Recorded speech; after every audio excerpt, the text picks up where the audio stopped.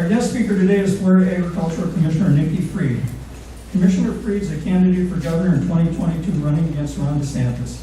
Welcome to the Village Democratic Club, Nikki. Please take the floor.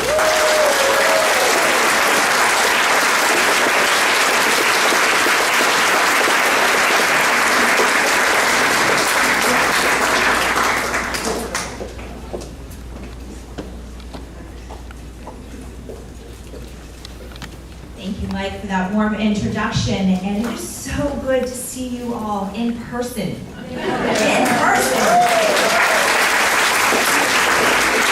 This is actually also my first Democratic Club after the pandemic, so I'm so honored that this is my first one.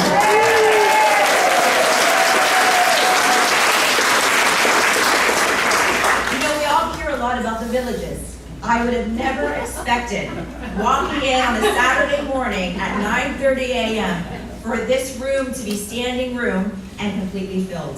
So it tells me we're so honored for the village. So I didn't have an opportunity to meet a lot of you on the campaign trail in 2018, and now that I'm Commissioner of Agriculture for the last 2.5 years. So I'd like to kind of start off a little bit by kind of telling you a little bit about me. What gets me up every morning? What makes me tick? Why do I do this every single day for the people of our state?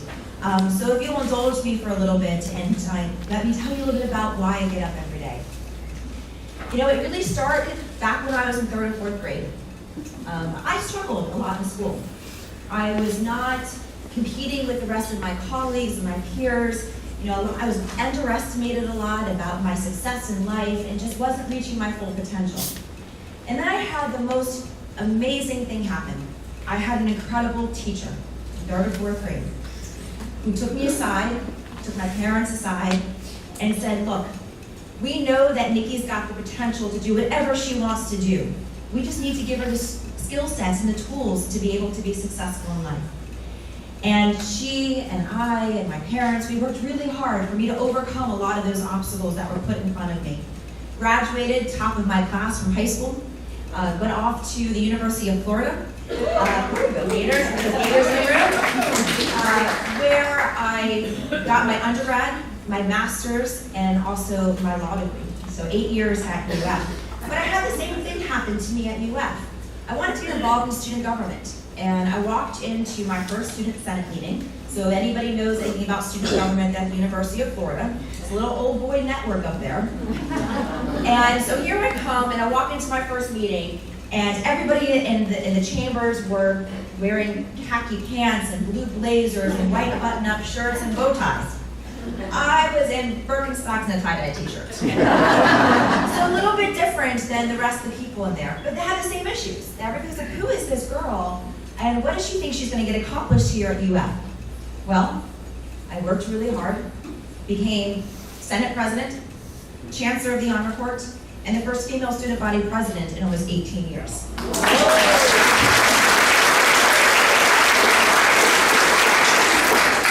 And the only person in UF history now to have ever been the helm of all 3 branches. So broke down that old boy network.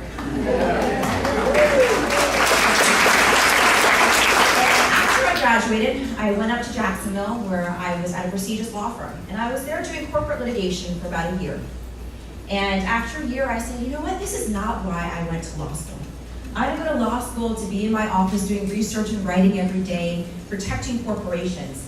And so I left and went back to Gainesville and was at the public defender's office for 3.5 years, where I saw up close and personal the injustice of our criminal justice system. Saw how many times that I would receive different offers than the private attorneys, where my clients were being arrested and having no foundation, but it was now my client's word versus the officer's word. And just saw that when somebody gets into the criminal justice wheelhouse, it is really hard to get out of it. And so I always knew that criminal justice reform was going to be part of my pathway forward. Because that is the only way that we rise people up, is when we give people a second chance and make sure that they don't get into the system. And about 3.5 years into this, my family is all still from South Florida, born and raised down there. And my dad finally says, come home, Nikki. We have a foreclosure crisis. and we need somebody who is going to be able to take on the big banks. And so I came home and had about 1,500 cases that I was responsible for from homeowners, not cases, homeowners, who were taken advantage of by the big banks, and saw that their only protection to keep their home was me. And so I fought every single day against the banks.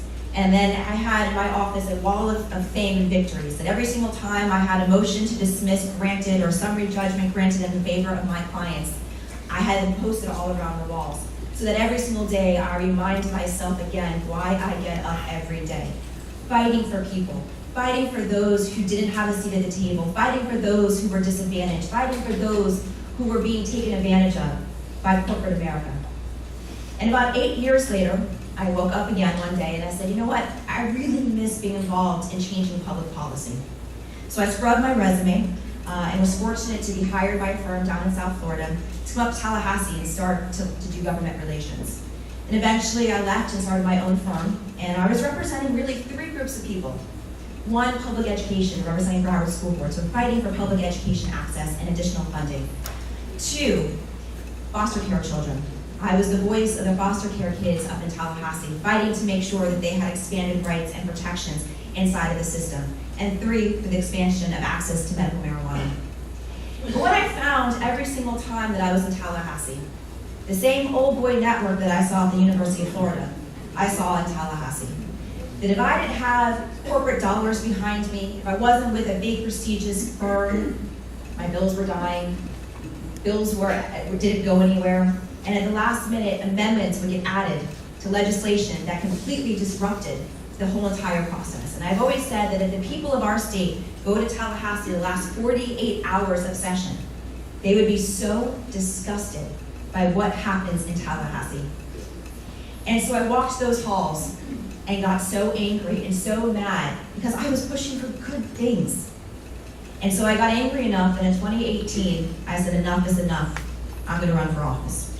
And that's what I decided to do. And now,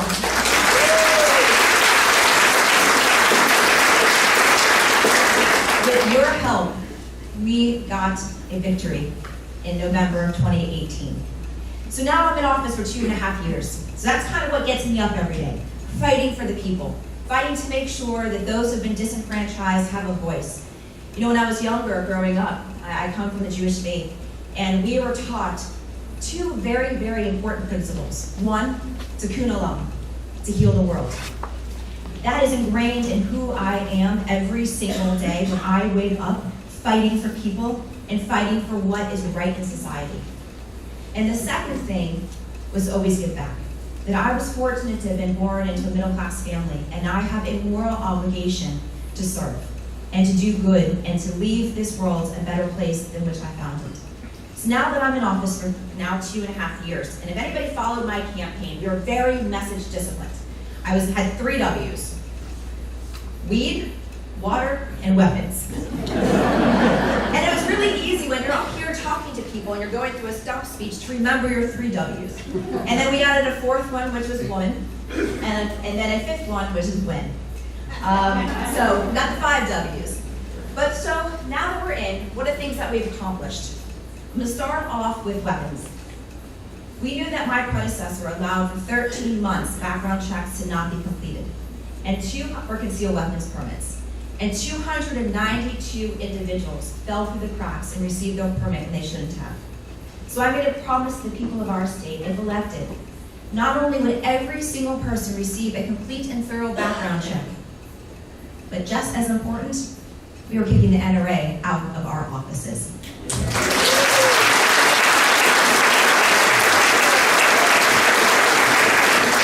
And that's exactly what we have done.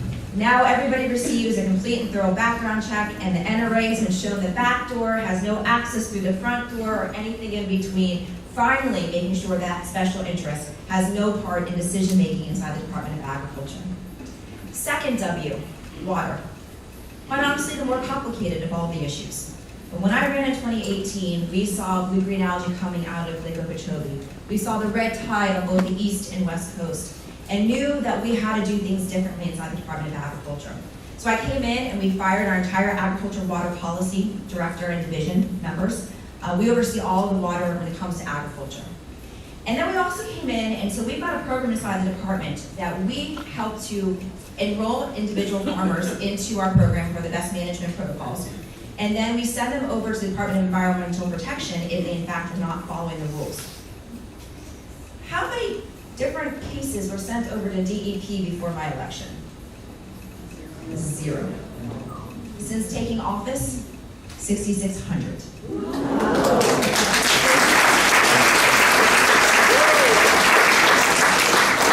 Elections matter, and elections have consequences.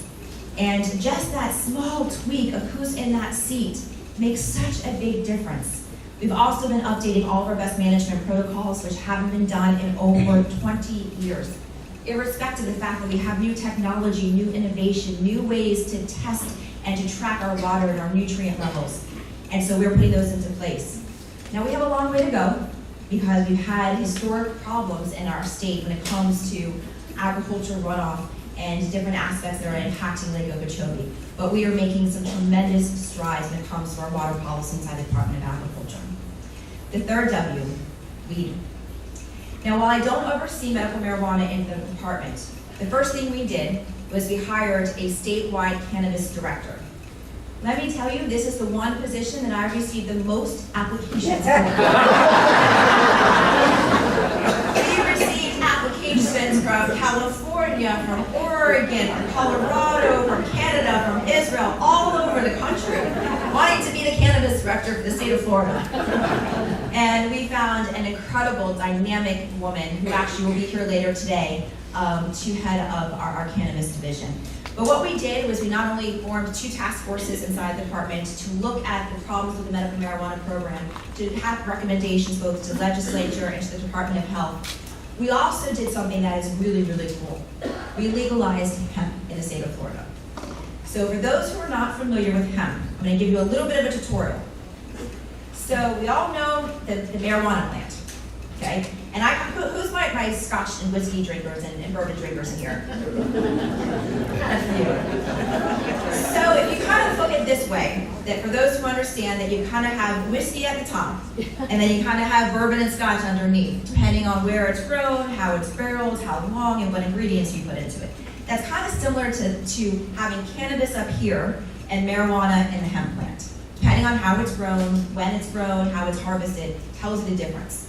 The cannabis plant, the marijuana plant has the THC euphoric aspect.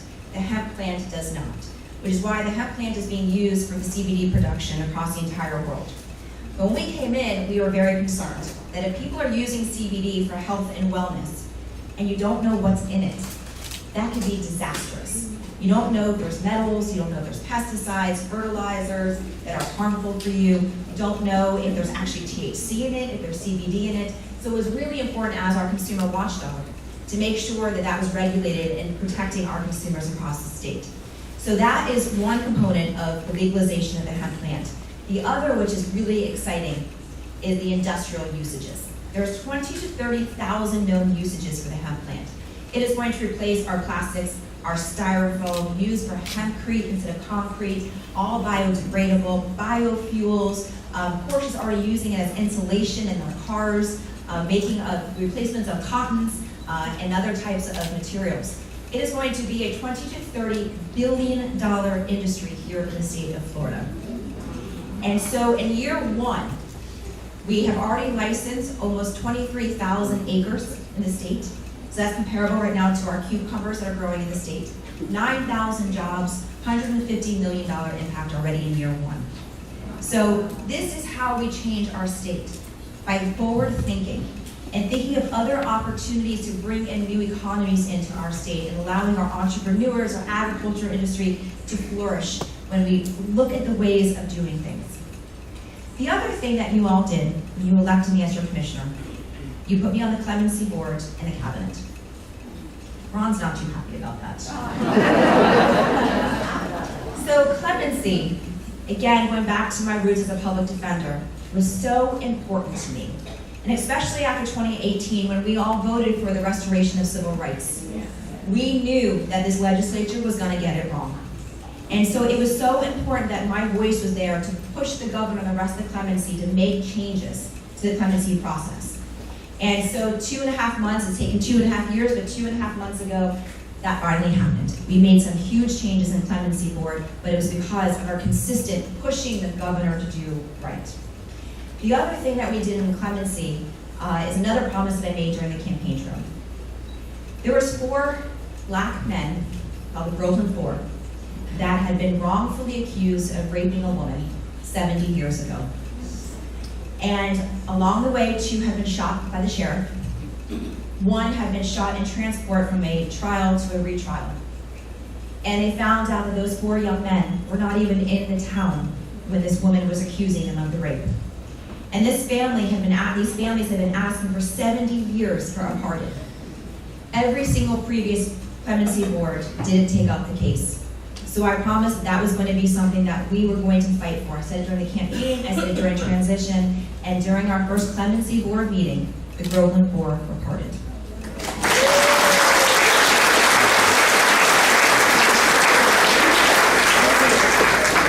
And I'm on the cabinet, and I get to sit 1 seat away from Ron, and I get to hold him accountable to make sure that he is transparent with appointments, transparent in things that we approve, and in fact, just to cut our last cabinet meeting to show why it's so important that we have Democrats there. Our Department of Environmental Protection Secretary resigned about a month and a half ago.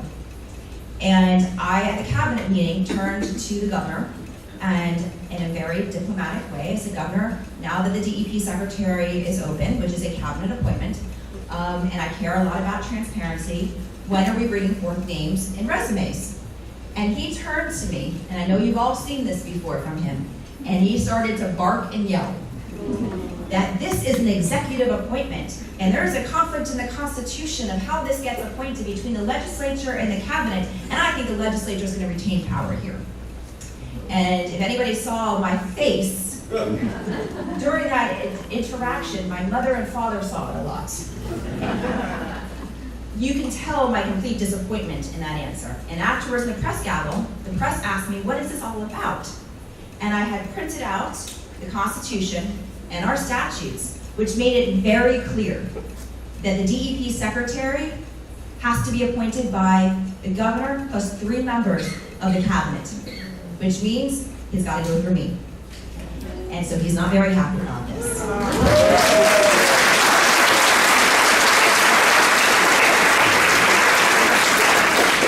And of course, having my soapbox on numerous occasions, being able to hold him accountable during COVID.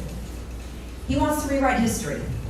The truth of the matter is this governor panics under pressure and panics during a crisis and didn't know what to do. And that's when our local governments stepped up to the plate to protect the people of their community because he didn't know what to do. In fact, we were the ones who were pushing him to do right. And now he wants to rewrite history. But we are not going to let him do that. We're going to continue to hold him accountable.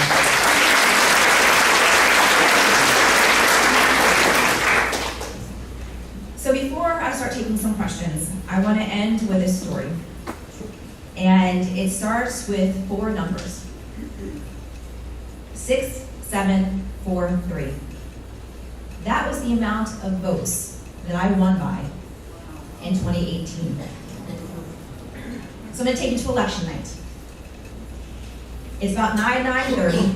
I'm upstairs in our war room looking at all of the monitors and watching all of the numbers coming in throughout the night. And Broward County had just released their numbers. And at the time, I was a Broward girl living in Broward for 10 years. And I knew what those numbers should look like. And we were down about 47,000 votes. But those numbers didn't look right to me. But the pundits on TV had declared that I had lost. My opponent declared victory. And I went down to my watch party where I had all my family and my friends and my supporters. And I had my 3rd and 4th grade teacher on my shoulder. And I walked into that room and I said, we are not done fighting. There are more votes to be counted. And we will not stop till every vote is counted across the state of Florida. And I wasn't doing it for me. I was doing it for you all. Because at that point, we knew that we had lost Andrew Gillum, we knew we had lost Senator Nelson, and so all of the dreams and hopes that we had promised the people of our state rested in our victory. And Democrats all over the entire state went out and cured provisional ballots, went over to their supervisor elections offices, went there not just for the first recount, but also for the second recount. And at the end of the day, we won. And so I cannot thank you enough.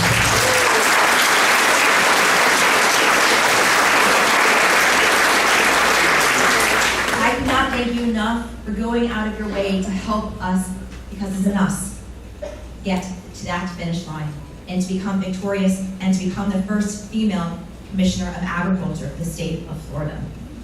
And the first female in the Southeast.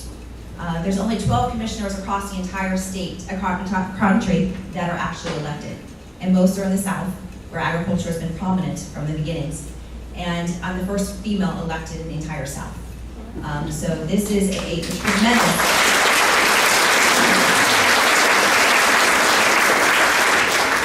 accomplishment that we did together. And know that the person I was in 3rd or 4th grade and fought my way through high school, fought my way through leadership at the University of Florida, fought my way to protect our homeowners, our consumers, or those involved in the criminal justice system, our foster care children, our children in our education system, patients who need access to medical marijuana. The fight in me is real. What you see is what you get. And every single day I wake up to fight for the people of our state, to do good. Because public service means to serve the public, and that means all of the public. Not just those who are going to line our campaign coffers, not just those who are going to be able to vote for a specific party, but all of the people of our state. And that is what leadership should be, is protecting everybody, irrespective of party, irrespective of where they come from, irrespective of their economic background. They live here in the state of Florida or are visiting here. It is our responsibility to fight for them. And that is who I am as a person, that is who I am as a leader, and that is who I will always be for the state of Florida. So thank you so much for showing up today and being involved in the party and in this community.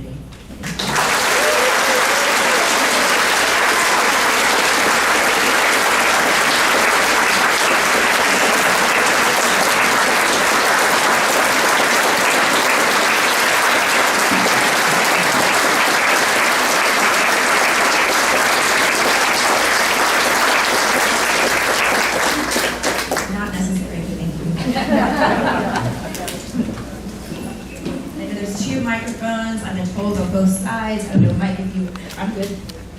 It's up to you. You're the boss.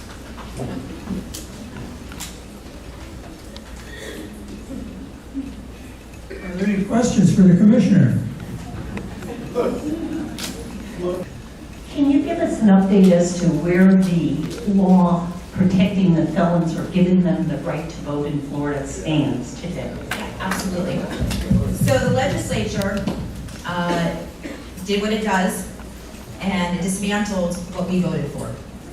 And so what they did was they added in that in order for an individual to receive their rights back, they have to have paid off all of their fines and fees and court costs, which is a tremendous undertaking for a lot of these individuals. Again, as a past PD, I used to, at every one of my hearings, I used to always ask the judge, Your Honor, can you please transfer all of these court costs and fees into a civil judgment so it would not carry with them for the criminal case, knowing that these individuals weren't going to pay for it, be able to pay for it when they get out of jail.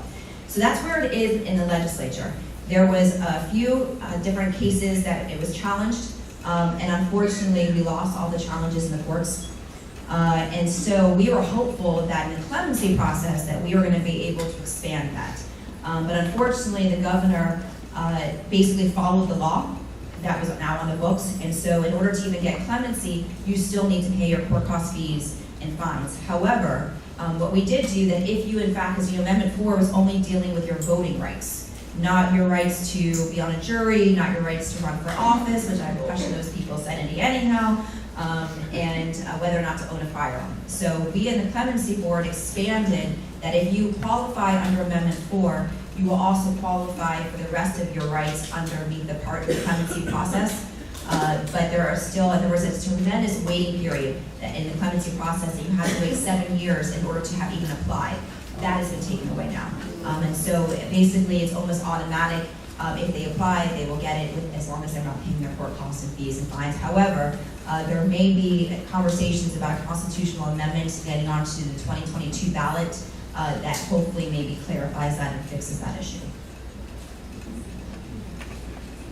How close are we to getting expanded Medicaid in this state? Not when we have Republicans in charge.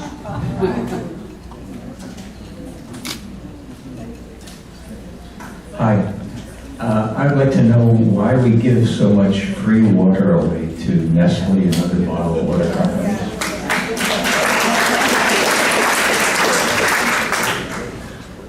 And it's not just Nestle. So there is, if you also think about the water, how Nestle is doing that to our springs, which this is a natural,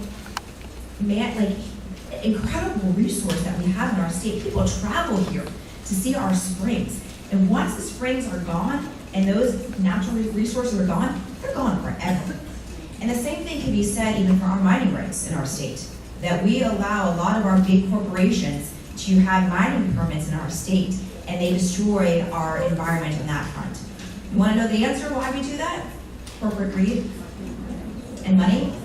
Even though we're not even making that much money off of Nestle, that we charge them pennies on the dollar for taking our water. But that's something that I am absolutely wanting to change because they should not be being able to live off of our land, off of our resources for virtually free and make a lot of money off of it. But that's why. DEP gives out the certificates for the mining, and the water management districts give it out for the springs in each of the different areas. And who appoints the water management districts? It's all appointed by the governor. So their policies are being implemented, his policies are being implemented at the local level. That needs to change.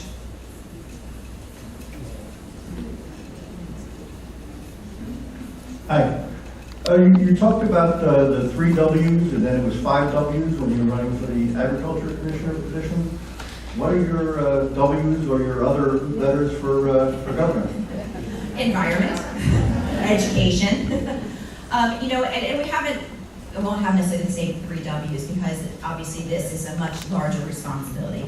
I talk a lot about our economy. So that's the other one, education, if you want to do E's, education, environment, economy. Here in our state, our economy is upside down. That we have, the Fortune, the very top corporations who get tax credits every single year. And we have a workforce because of our tourism industry here, which is our first largest economic driver is tourism. But who works in the tourist industry? Unfortunately, it is minimum wage workers. And so we have an upside down economy here in our state. And so in order for us to be able to bring the better paying jobs into our state, we need to be able to have a robust education system. We need to have a robust infrastructure system. We're the only state of our size that doesn't have mass transit. And we also have to make sure that we have affordable housing. So those are to get better jobs into our state. We also, our healthcare, it is a tremendous crisis. I mean, talking about the Medicaid expansion. The fact is we saw it during COVID, how our healthcare system collapsed. And you saw really the disparagement in our healthcare system. That still today, our socially disadvantaged communities are still lagging behind significantly on the vaccines. And you saw that in the migrant immigrant workers in our state. And so we've got to fix our healthcare system and make sure that it's accessible and affordable for everybody. That this has got to be a right, not a privilege in our state.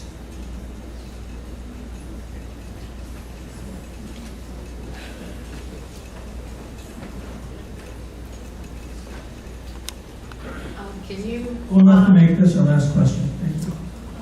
Can you tell me what your opinion is on Rebecca Jones and her alternate COVID numbers and what the governor did to chase her out of state, basically. Yeah, well, she's back. She is actually running for the Congressional District 1 against Matt Gates.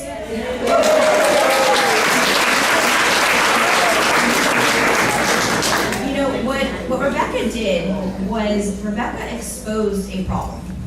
And what she was able to do is bring to light that the numbers that were coming out of the Departments of Health weren't accurate. And it wasn't just the numbers coming out of the Department of Health. We saw numbers coming out of the jails, out of our hospitals, the numbers coming out of our different nursing homes. And the numbers just weren't adding up.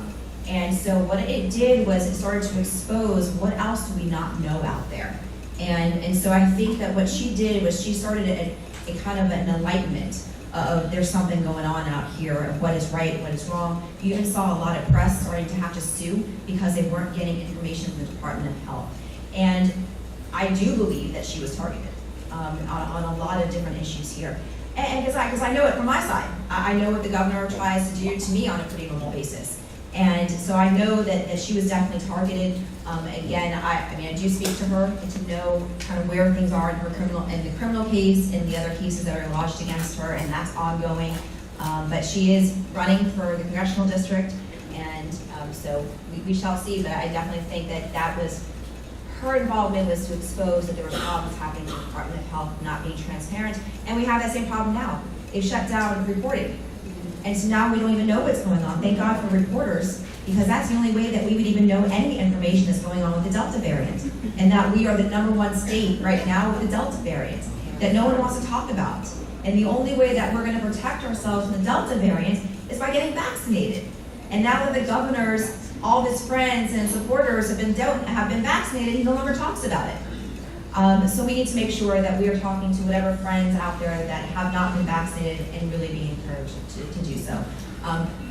I cannot thank you enough for listening to me, for being engaged, and for those who want to stay afterwards at 11 o'clock, I have a lot of changing hats from my candidate hat to my commissioner hat, that we are doing a consumer awareness seminar at 11 o'clock in this room with some of my team members to kind of go through some of the issues that we're seeing on fraud for our consumers across the state. So thank you for your time. Thank you for your commitment to our state and to our party. And I really thank you for everything you're doing.